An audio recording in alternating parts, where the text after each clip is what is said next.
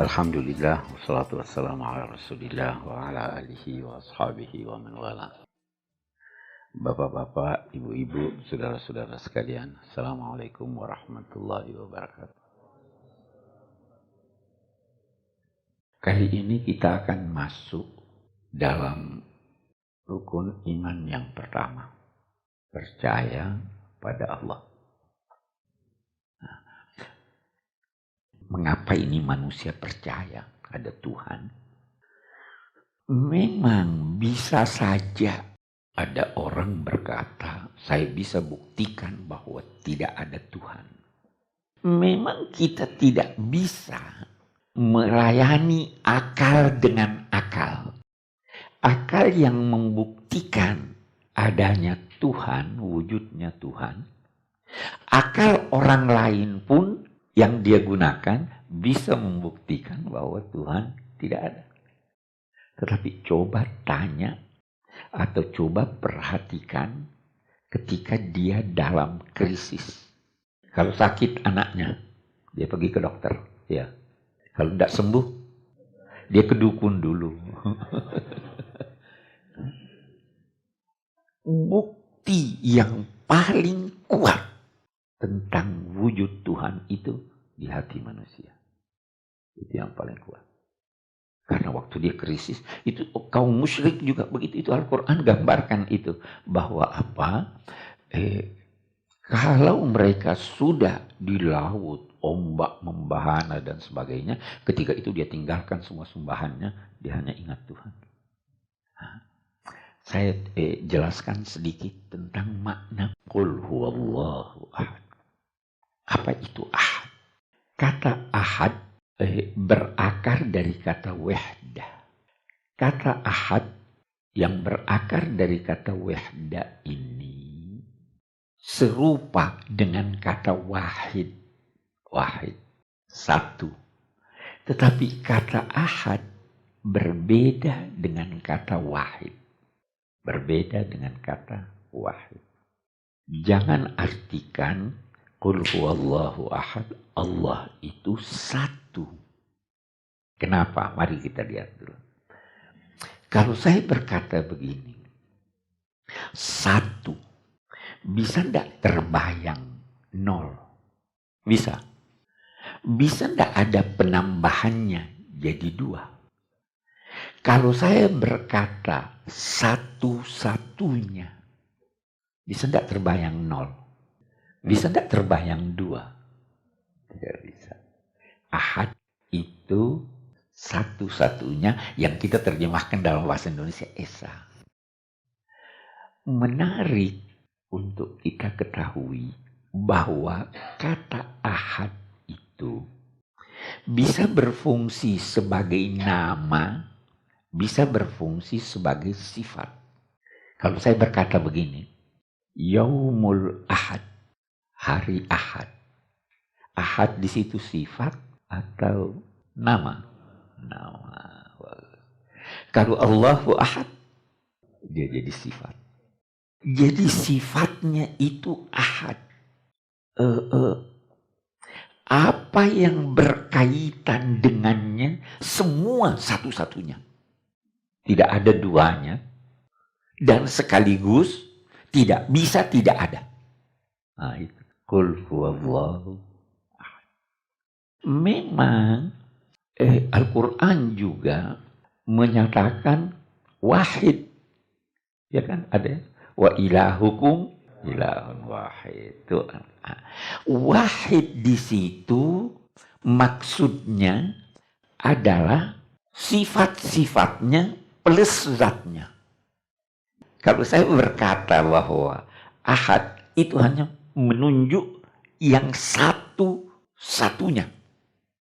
Kalau saya berkata wahid, maka di situ menunjuk sifat-sifatnya, menunjuk zatnya. Ahad, dia Maha Esa. Allah Maha Esa kan? Kita lihat, Allah Maha Esa. Ada sifatnya atau tidak? Ada.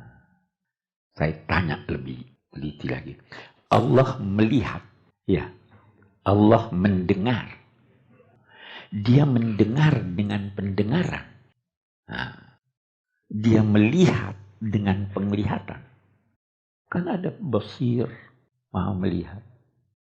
Ada faham yang menyatakan kalau Anda berkata Tuhan punya sifat, banyak sifatnya, maka itu berarti banyak Tuhan. Tuh, paham Mu'tazilah. Tuhan itu mendekat dengan zatnya. Ada lagi yang berkata Tuhan punya mata. Ada matanya atau tidak? Nah, ini paham salaf. Ada yang berkata Tuhan punya mata, tetapi bukan seperti mata makhluk. Oke. Jadi saya kembali berkata bahwa populer dalam pandangan kelompok Asy'ariyah bahwa Tuhan punya sifat-sifat yang berbeda dengan zatnya. Ada zatnya, ada sifatnya. Kita kembali. Allah Maha Esa. Yang pertama, Esa dalam zatnya. Tidak ada yang sama dengan zat Tuhan. Dan zat Tuhan itu tidak dari bahagian-bahagian. Saya ambil contoh. Jam tangan satu. Ya. Ada bagian-bagiannya enggak? Nah, Tuhan katakanlah dalam 2 tanda petik satu. Ada bagian-bagiannya atau tidak? Tidak ada. Jam tangan yang satu ini ada rantai, ada kacanya, ada jarumnya, ada ini. Bisa enggak dia jadi jam tangan kalau tidak ada jarumnya? Kalau begitu dia butuh jarum. Kita berkata Tuhan itu Esa dalam zatnya. Lantas ada oknum-oknumnya, ada bahagian-bahagiannya, itu berarti Tuhan butuh. Ya kan? Jadi kita percaya bahwa dia tidak terdiri dari bagian. Dia Maha Esa dalam zatnya. Bagaimana itu? Di situ kita nggak tahu tuh bagaimana. Gimana mau dibayangkan itu? Anda cari, gambarkan itu, tidak akan ketemu. Mengherankan. Itu satu. Yang kedua, dia Esa dalam sifatnya. Tidak ada yang sama dengan sifat Allah. Bisa jadi ada sesuatu yang sifatnya memiliki nama yang sama dengan nama sifat Allah, tapi substansinya berbeda. Saya beri contoh. Rasulullah itu rahim atau bukan? Rahim, ya kan? Allah sama enggak rahmatnya Rasulullah dengan rahmat Tuhan? Jadi walaupun penamaan dari sifat itu sama, tetapi substansinya berbeda. Maha Esa dalam sifat-sifatnya. Itu Tuhan. Yang ketiga, ketika Allah berfirman, Ahad. Esa dalam perbuatannya.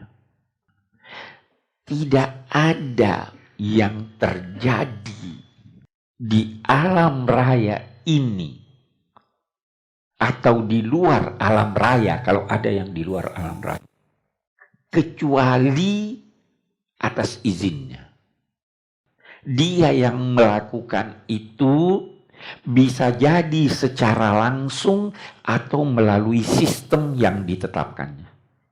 Saya ambil ini air, saya tuang begini. Siapa yang menuangnya? Saya yang menuang. Tetapi ini tidak bisa terjadi kecuali atas izinnya. Jadi yang memberi saya kekuatan memberi saya pengetahuan untuk menuang ini, itu Allah. Tidak bisa sesuatu itu terjadi tanpa izinnya. Nah, itu dia tidak sewenang-wenang. Itu ada sistem yang ditetapkannya. Dia yang menetapkan sistem itu. Dan dia kalau mau dia patah sistem itu. Api membakar. Kalau dia mau tidak membakar. Dia Maha Esa dalam perbuatannya. Kita hanya diberi olehnya kekuatan, kemampuan. Kalau mau contoh yang mungkin paling konkret itu, kita mau makan, sudah ada makanannya, kita masukkan ke mulut, bisa dimuntahkan enggak? Anda mau makan, kok muntah? Harus percaya seperti itu. Nah, kita kembali. Antuk minabillah. Percaya pada Allah. Ini rinciannya nih. Sudah 3 ya. Ada yang keempat. Karena dia satu-satunya. Dia Maha Esa. Dalam zatnya. Dalam perbuatan. Sebelum sampai ke sana, saya mau beri ilustrasi lagi. Anda taat pada sesuatu itu. Sebabnya apa? Kenapa taat? Kenapa misalnya seorang anak disuruh oleh orang tuanya lakukan ini, lantas dia patuh. Kenapa dia patuh? Bisa jadi karena dia cinta, karena takut. Nah, kalau takut itu, apakah ketakutan itu ada sebabnya atau tidak? Pasti ada sebabnya. Saya tidak mampu menghadapi dia. Karena itu dalam hidup ini, orang yang lemah secara sadar atau tidak harus patuh kepada yang lebih kuat dari dia. Itu hukum alam kan begitu. Posisinya, dia itu saya butuh ini ada pada dia. Saya dalam posisi lemah, saya patuh. Nah, kalau Anda percaya bahwa dia yang satu-satunya, dia yang memiliki sifat yang tidak bisa dimiliki oleh siapapun, dia yang menguasai alam raya ini termasuk diri Anda. Anda wajar patuh atau tidak? Patuh. Bagus. Sudah patuh. Anda wajar patuh sama dia dan sama yang lain atau tidak? La ta'ata li makhluqin fi maksiatil khaliq. Tidak boleh taat kepada satu makhluk kalau ketaatan itu bertentangan dengan ketaatan kepada Allah. Ya kan begitu? Nah, ini kita lihat sekarang. Kalau begitu, kepercayaan kita tentang keesaan Allah yang 3 tadi mengharuskan kita patuh hanya pada dia. Hanya pada dia. Ibadah itu hanya untuk Allah. Begitu Anda beribadah untuk Allah dan untuk yang lain, dia katakan saya enggak mau. Jadi keesaan dalam kepatuhan, keesaan dalam beribadah kepada Allah. Itu ahad. Kita selesaikan sedikit lagi. Qul huwallahu ahad, Allahus samad. Samad itu apa artinya? Samad itu artinya padat. Sangat padat sehingga berpori-pori pun tidak. Kalau sesuatu itu tidak berpori-pori, bisa tidak ada sesuatu yang dalamnya? Bisa tidak ada sesuatu yang keluar darinya? Allahus samad. Dia tidak makan, tidak minum, tidak berkeringat. Itu satu arti samad. Arti samad yang kedua itu yang populer. Samad itu dalam bahasa berarti tokoh yang diandalkan. Allahu as-samad adalah wujud yang diandalkan oleh semua makhluk. Dia tumpuan harapan. Anda mau mengharap, Anda boleh mengharap pada manusia, tetapi ketika mengharap pada manusia, arahkan harapan Anda kepada Tuhan. Karena apa? Boleh jadi manusianya, banyak kemungkinan nih, saya mengharap si A bantu saya. Boleh jadi dia tidak mau. Ya, saya mengharap pada Tuhan, ya Allah gerakkan hatinya biar dia mau. Boleh jadi dia tidak punya. Ya Allah anugerahi dia kekuatan supaya dia bantu saya. Jadi pada akhirnya semua Allahus Samad. Begitu Anda mengharap pada orang lain tanpa mengingat Tuhan, harapan Anda belum tentu terkabul. Itu yang dimaksud Allahu As-Samad. Baru dia katakan lam yalid wa lam yulad.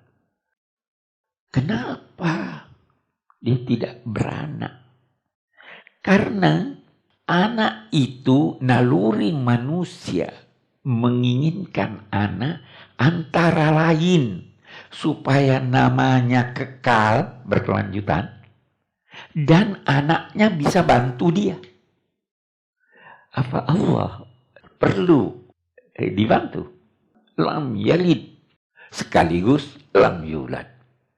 Tidak beranak dan tidak diperanakkan. Baru akhirnya itu walam yakul lahu kufuwan ahad. Kufuwan itu artinya setara. Tidak ada yang setara dengan dia. Apa maknanya setara ini? Ada ulama yang mengartikan kufuwan itu artinya istri. Karena pasangan hidup Anda itu harus setara dengan Anda. Jadi itu sama katanya, Allah itu tidak punya istri, tidak punya juga anak. Ayat itu katanya menafsirkan lam yalid walam yulad walam yakun lahu kufuwan ahad.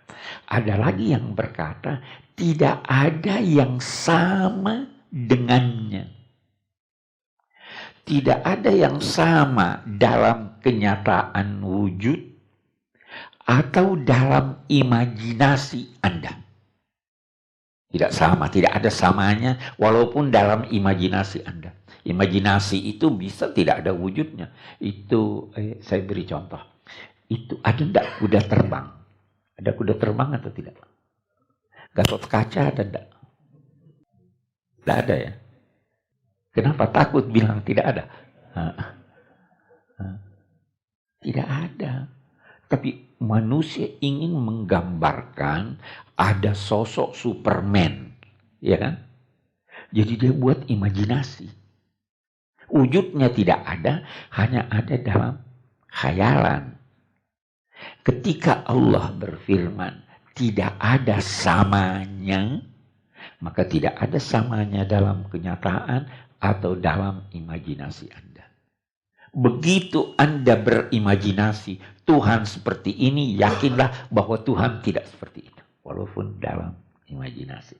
Nah, kembali lagi, kalau begitu hakikatnya kita tidak bisa ketahui. Karena tidak ada samanya. Tapi ya, rukun imannya yang pertama ini, Anda harus percaya bahwa dia wujud. Tapi bagaimana dia? Wallahu a'lam. Itu sebabnya Imam Ghazali berkata, kita itu harus mensucikan Allah dari sifat-sifat kesempurnaan yang kita berikan pada Allah. Kita harus mensucikan Allah dari sifat kesempurnaan yang kita berikan pada Allah. Karena sifat kesempurnaan yang kita berikan pada Allah itu belum begitu Allah. Saya beri contoh lagi.